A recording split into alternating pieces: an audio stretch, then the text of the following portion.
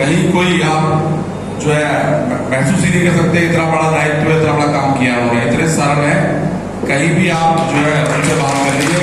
एक बार जोरदार तालियां उनके लिए बजाते हैं काम, क्योंकि काम करना सीखना है तो उनसे सीखना चाहिए उन लोगों को। बिल्कुल, क्योंकि सेवा का काम सबसे कठिन है और बहुत ही सरल है। साथ में मेरे बड़े भाई के रूप में डॉक्टर अक्षय प्रताप सिंह अक्षय, जो ओज के कवि हैं, उनकी कविता सुनना अच्छा लगता है। मैं तो कह रहा था पहले उन्हीं को बुलवा दो, जो मुझे उनकी कविता सुनने का मौका मिल जाएगा मुझे। और एक राष्ट्र चेतना मिशन के अध्यक्ष और सीए हैं आदरणीय मनीष मांगल जी, मैं उनका भी स्वागत करता हूँ।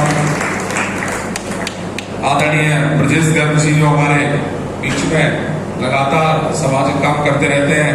आदरणीय श्री संजय गर्ग जी, जो सेवा भारती में ही काम देखते हैं। आदरणीय महावीर जी, आदरणीय हरिओम जी, और मेरे अनुज अग्रवाल जी हैं, और मेरे बहुत सारे साथी यहाँ बैठे हैं। मैं सभी को, नौजवानों को प्रणाम करता हूँ। मुझे यहाँ उन्होंने बुलाया, मौका दिया, रोहिला जी बैठे हैं। मैं पूरी टीम, अमन जी की पूरी टीम और सभी नौजवान साथियों को प्रणाम करते हुए अपनी बात को रखता हूँ। मुझे यहाँ आने का मौका दिया, और मैं सभी बच्चों से कहता हूँ कि ये भारतीय जनता पार्टी में संभव है। भारतीय जनता पार्टी एक ऐसी पार्टी, मैं एक सामान्य परिवार से हूँ, मुझे मौका दिया, टिकट दिया और जनता ने आशीर्वाद दिया, मुझे विधायक बनने का मौका मिला। इसीलिए मैंने कहा, जब चुनाव में मुझे मौका मिला तो समय कम था मेरे पास, 15 दिन थे, गांव 200 से ऊपर थे, और मैंने कहा कि आप सब लक्ष्मी राज हो। जब टिकट मिला मैंने कहा आप सब लक्ष्मी राज हो और आप सब चुनाव में लग जाओ, जैसे मैं कहीं नहीं जा सकता तो आप चले जाओ। फिर मैं जब चुनाव जीता तो मैंने कहा आप सब लक्ष्मी राज हो तो आप सब विधायक हो। तो आप क्योंकि मैं जब जिलाध्यक्ष था, और इस देश में और इस प्रदेश में 65% आबादी युवाओं की है। ये देश युवाओं का देश है। पवन त्यागी जी को मैं धन्यवाद देता हूं, उन्होंने आज, क्योंकि हमारी पीढ़ी आजकल मोबाइल की ओर ज्यादा ध्यान देती है। हम लोगों को सोचना होगा, क्योंकि जिनसे हमारे, जिस वर्ग से आने वाले समय में जिससे हमारा जो मौका हम देख रहे हैं, पिछले कल 10 तारीख में हमने देखा, उससे भी पहले हमने देखा, जो चीजें उनकी लिखी हुई हैं, उन्हीं को हमारी बहन ने बोल दिया तो उनको बुरा लग गया। जो किताबों में लिखा है उनकी में, जो उनकी किताबों में लिखा है उसको हमारी एक बहन ने बोल दिया तो उनको बुरा लग गया। और पूरे में उन्होंने, क्योंकि विशेष दिन होता है उनका, एक विशेष दिन पे इकट्ठा होते हैं वो लोग, तो उन्होंने कहा कि ये हमारे ये हुआ, धर्म के साथ ये कह दिया, वो कह दिया। उनकी लिखी हुई बात को बोलना उन्हें बुरा लग गया। लेकिन मैं ये कहता हूं आप लोगों से, आज आवश्यकता है देश को, क्योंकि ये देश एक तरफ राष्ट्रवादी ताकतें खड़ी है और एक तरफ राष्ट्र को तोड़ने वाली ताकतें खड़ी है। पूरा जितने भी दल है बाकी के, वो सब, उन्हें भारत देश की चिंता नहीं है। उनको चिंता है कि कैसे राष्ट्रवादी जो सरकार है लगातार काम कर रही है, जो विचार राष्ट्रवादी सरकार लगातार कर रही है, जो हमारे पुराने मंदिरों का जो मामला था, जो पूरा जो उन्होंने अपमानित करने का काम किया था हमको, जो उनका समय था, आज सरकार लगातार, क्योंकि सरकार आपके द्वारा चुनी जाती है, लोकतंत्र में ये गौरव आपको प्राप्त है, जनता जनार्दन सरकार चुनती है, वो जिसको तय कर लेती है उसकी सरकार बना देती है। मैं आप सभी को धन्यवाद देता हूँ, आपने आदरणीय मोदी जी को चुना 2014 में, तभी से लगातार आज पूरी दुनिया में भारत देश का डंका बज रहा है। पूरी दुनिया आज भारत देश की ओर देख रही है। पहले हम बहुत सारी चीजें खरीदा करते थे, दूसरे देशों से लिया करते थे, आज हम देने की स्थिति में आ गए, ये हमारे लिए गौरव की बात है। ये सब आदरणीय मोदी जी के नेतृत्व में हुआ है, और जिस प्रकार पूरी दुनिया भारत देश की ओर देख रही है, उसी प्रकार पूरा देश उत्तर प्रदेश की ओर देख रहा है। पूरा उत्तर प्रदेश आदरणीय योगी जी की तरफ देख रहा है। आज पूरी दुनिया जो भी कहीं भी डिसीजन लेती है, उन्होंने कहा कि एक नियम बनाया उन्होंने, जब नागरिकता अधिनियम लेके आए तो सब लोगों ने, जो जिनको, जब भी कोई उनसे कुछ उनको होने वाला नहीं था, जो संशोधन था, नागरिकता बिल था, उनको कोई उससे नुकसान फायदा नहीं था। जो हमारे लोग बाहर छूट गए, किसी अन्य देश में रहते थे, उनको नागरिकता देने का भाई साहब का गुप्ता जी का मैं स्वागत करता हूँ। जो है उस बिल से जो हमारे भारतीय जो बाहर देशों में रहते थे उनको हम नागरिकता देने वाले थे, उनसे कोई लेना देना नहीं था उस बिल का। लेकिन फिर भी वो लोग उसके बिल के विरोध में बैठे, लगातार धरने दिए। तो मैं यही कहना चाहता हूं, वो केवल देश तोड़ने की बात करते हैं, केवल कहानी है कैसे देश को नुकसान पहुंचाया जाए। मैं जब छोटा था तो हम लोग पढ़ते थे, एक पांच आधे दूसरे पढ़ते थे कि हम 5 हमारे 25। वो कहते थे हम 5 हमारे 25, चाहे पंचर जोड़े, लेकिन भारत को तोड़ने की बात हमेशा करने की उनकी आदत है। तो मैं तो यही कहता हूँ आप लोगों से, ये मौका है, देश को सरकार आप लोगों ने बनाई है। आज हम संगठित होकर अपने शरीर को स्वस्थ, क्योंकि जब शरीर स्वस्थ होगा तो मन भी स्वस्थ मजबूत करने की आवश्यकता है। हम लोग मजबूत होंगे तो दूसरा जो दल है वो वैसे ही ठीक हो जाएंगे, जरूरत ही नहीं पड़ेगी हम लोग कुछ कहने की। तो मैं तो यही कहूंगा आप लोगों से कि आप इसका लाभ लें। इन्होंने जो व्यायामशाला खोली है, और आज हिंदू साम्राज्य दिवस, क्योंकि आने वाले, मुझे लगता है आने वाला समय हम सबका समय है, लगातार चल रहा है कि देश जैसा पहले सोनी इंडिया कहलाता था, आज उसी दिशा में हम लोग बढ़ रहे हैं लगातार।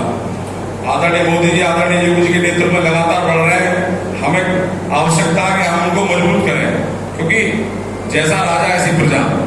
आज आपका राजा मजबूत है और आपने पूरा उनका साथ दिया है। मैं तो भविष्य में, क्योंकि अब 2024 आने वाली है और चुनाव शुरू ही हो गया है, मानिए आप, क्योंकि लगातार जो बूथ हमारे कमजोर है, लगातार हम उन पर काम कर रहे हैं कि और अधिक पुराने रिकॉर्ड तोड़ते हुए हम लोग जीतेंगे, ऐसा विश्वास है आप सब नौजवानों के बल पर। क्योंकि मैंने कहा ना, मैं 2 लाइन में अपनी बात कहता हूं, जो होता है होने दो, ये पौरुषहीन कथन है। जो होता है होने दो, ये पौरुषहीन कथन है। जो हम सब चाहेंगे वही होगा, इन शब्दों में जीवन है। तो हम सब जो चाहेंगे वही होगा और वही हो रहा है। वो भी मेरे आज का आचार है।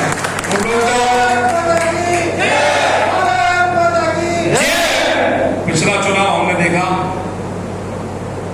अभी 2022 का चुनाव, विधानसभा चुनाव गया बीच में, हमने देखा वो कुछ बोल नहीं रहे थे, एक संगठित थे, बोल कुछ नहीं रहे थे, संगठित थे। और जब वोट प्रतिशत देखेंगे आप गांव में जाकर कहीं भी देखेंगे तो एक तरफा उन्होंने वोट दिया, एक तरफा।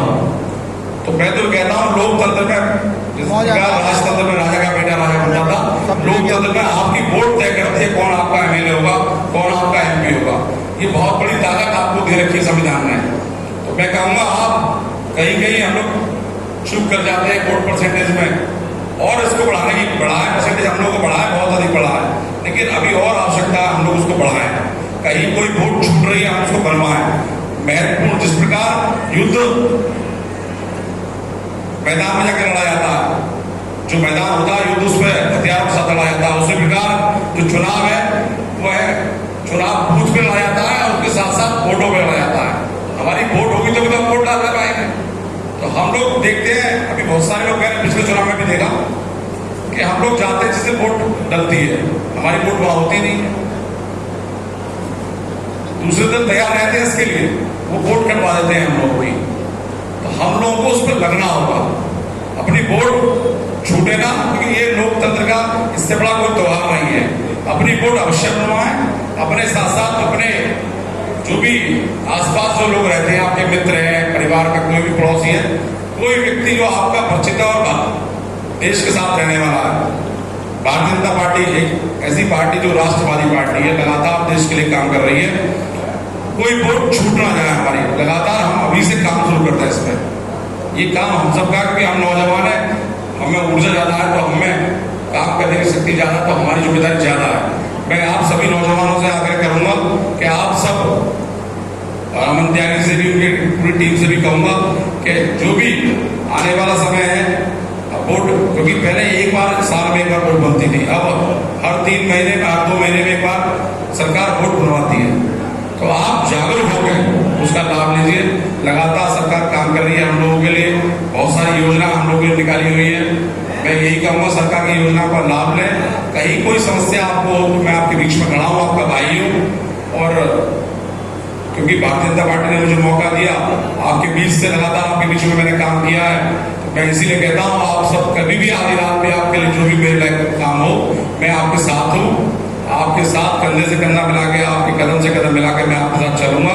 जहाँ भी मेरी आवश्यकता आपको दिखाई दे मैं साथ हूँ आपके। और 2 लाइन के साथ, क्योंकि आगे मुझे कार्यक्रम में जाना है, एक अनुष्ठान कार्यक्रम है, वहां जाना है, तो 2 लाइन के साथ अपनी बात को पूरी करता हूँ। क्योंकि विद्यार्थी परिषद में मैंने काम किया, बहुत दिन काम किया, शासन का अध्यक्ष रहा हूं। तलवारों की धारों पर इतिहास हमारा चलता है। क्योंकि इतिहास की बात जब हम लोग करते हैं तो पहले हथियार नहीं थे, तलवारों से लड़ाई लड़ी जाती थी। तो कहते हैं तलवारों की धारों से इतिहास हमारा चलता है, और जिस जोर जवानी चलती है उस जोर जमाना चलता है। आप जो तय कर लोगे वही होगा। क्योंकि आप देख रहे हैं लगातार 2014, 2017, 2019, 2022 लगातार आप तय कर रहे हैं, आप बन रहे हैं।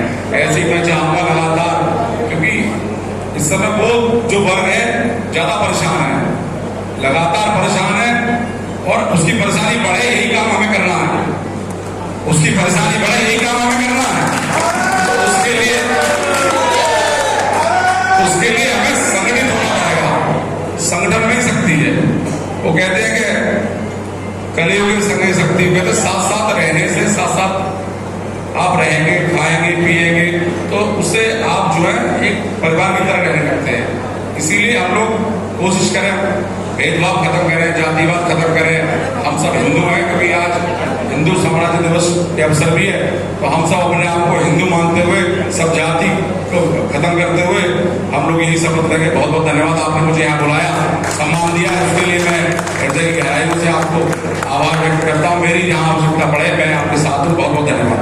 भारत माता की जय।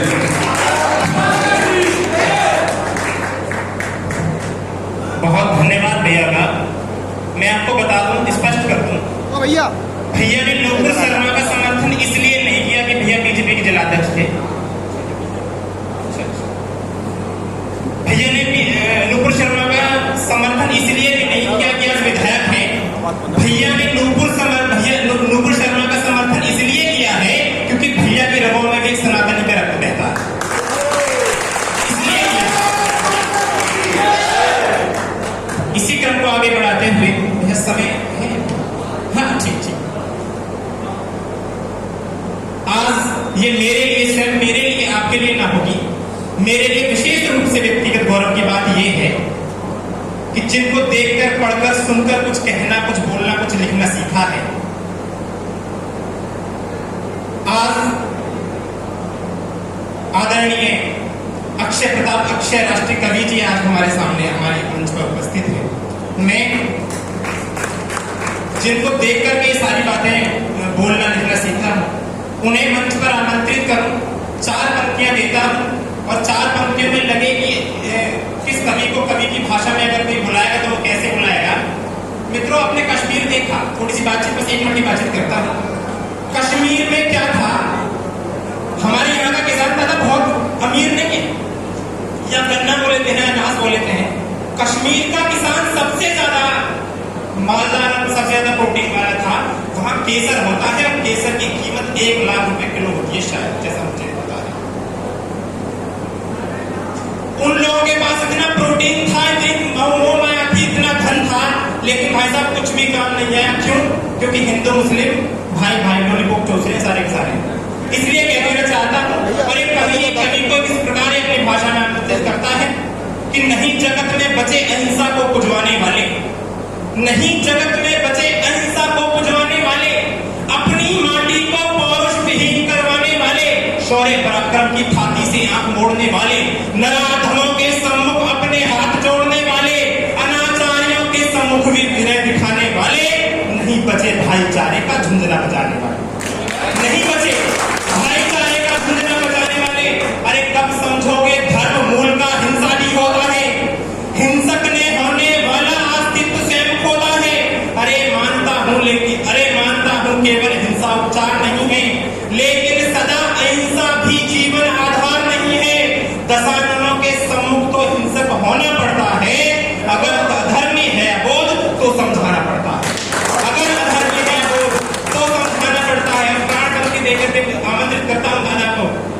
ये मेरी कॉपी चेक हो रही है, इधर टेस्ट पेपर है।